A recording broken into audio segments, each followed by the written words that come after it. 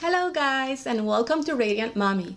My name is Ixiana and today I wanted to talk a little bit about some things you can do to help boost your immune system. I figured this topic was important right now because winter is upon us, and not only the holidays come with the winter but also a lot of colder weather, a lot of stress, and a lot of germs. And to boot it off, if you have children that are going to school, chances are they're gonna be bringing a lot of germs into the house. So this is a good time for you to start watching out the things you do and try to include some habits that might help you stay healthy. One of the things I'm gonna start with is sleep. I always say this and I'm gonna say it again. Sleep is crucial to health. During your sleep, your body's performing a lot of functions, including those of detoxification and regenerating cells. This is extremely important for your immune system, and these functions cannot usually be done during the day because your body requires a lot of energy during the day to perform other functions like walking around, doing your job, eating, digesting food, talking. So this is why sleep is so important. So make sure you're getting enough, because otherwise you're really crippling your immune system. And this goes for your kids too. So you try to get them to bed as early as possible and let them get sleep, especially if they're under the weather. Number 2 thing that I like to do is keep very good oral hygiene. This is not something that you might have heard of necessarily through your doctor, but your mouth is one of your first lines of defense against bacteria and viruses. It kind of has its own immune system going on in there, and it does have its own bacteria flora going on, but some of it is not good for you, obviously, and some of it will make you sick. So keep it clean, and one of the things I always recommend is to use a tongue scraper.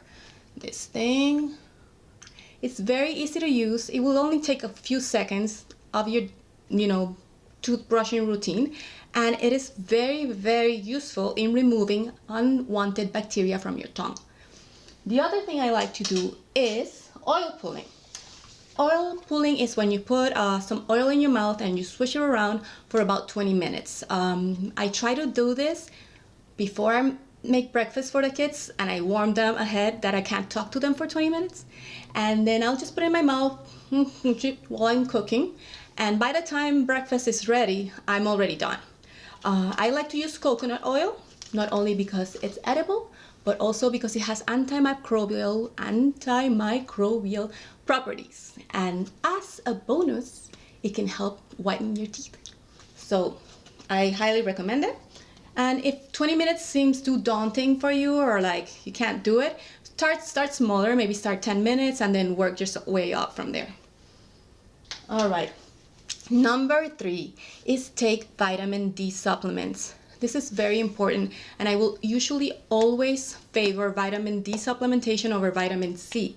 The reason is most Americans are deficient in vitamin D. This is very common, and chances are you are deficient and you don't even know about it. Vitamin D is crucial for immune function and anti-inflammatory functions, amongst many other things. It's very important for health, and like I said before, most people are not getting enough. It's also very difficult to get it from food, unlike vitamin C.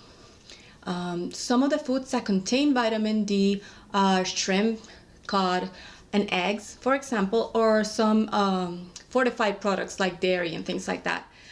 But in order to stay healthier, I always recommend you take a supplement.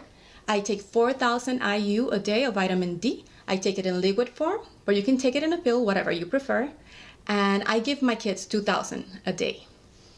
All right, number 4. Please stop taking orange juice to get better when you're sick. This is very counterproductive. Orange juice is a highly processed food, and it contains a lot of sugar. I have, for example, this is an 8-ounce glass, which might not seem like a lot. A lot of people drink more when they're sick. An 8-ounce glass of orange juice usually contains 6 teaspoons of sugar. I don't know if you can see there. That's a lot of sugar. So if you're drinking this, you're taking this.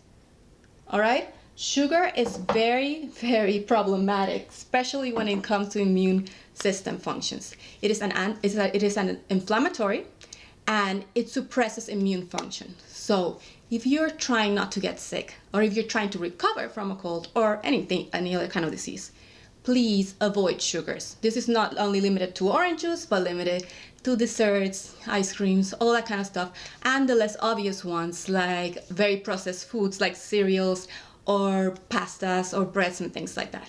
So keep an eye on the sugar.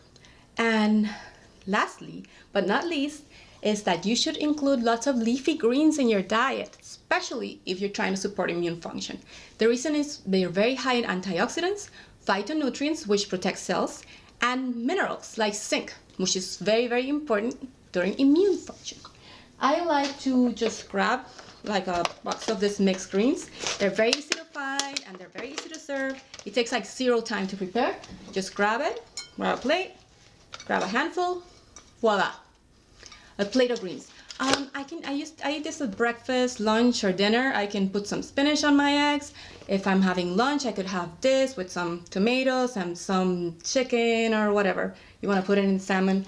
And it's easy to make a salad for dinner. So it's actually a good idea also to include salads in dinner every night so that your kids get used to eating greens without it being something unusual or weird. So there you go. There's my 5 tips for things to support your immune system. I hope it was helpful, and please comment below if you have any topics that you're interested in learning about or sharing, and I will be happy to talk about those. All right, you have a great day, and thank you for listening.